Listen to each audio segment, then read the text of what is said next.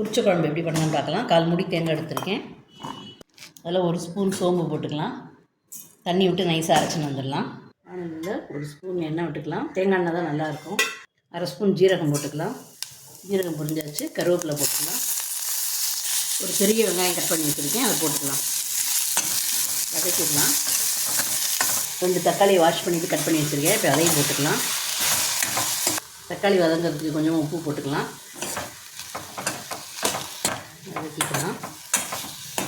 அதோட ஒரு 2 கத்திரிக்காய் கட் பண்ணி வச்சுருக்கேன், அதையும் போட்டுக்கலாம்.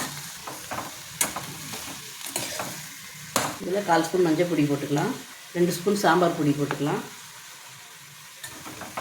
சேர்த்து நல்லா மிக்ஸ் பண்ணிக்கலாம்.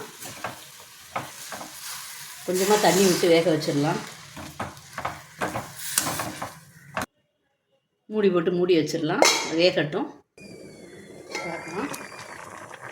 நல்லா தக்காளிலாம் நல்லா ஸ்மாஷ் ஆயிடுச்சு. கத்திரிக்காயும் நல்லா வெந்தாச்சு.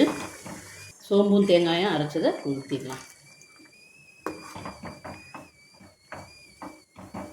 தேவையான அளவு உப்பு போட்டுக்கலாம். சாதத்தில் விட்டு பசங்க சாப்பிட்டா சூப்பராக இருக்கும். பாருங்க, தேங்காய் அரைச்சி விட்டு ரொம்ப கொதிக்க வேண்டாம். மேலாப்பில் கொஞ்சம் மல்லி இலை தூவி விட்டுடலாம். பொரிச்ச குழம்பு சூப்பராக ரெடி ஆயிடுச்சு.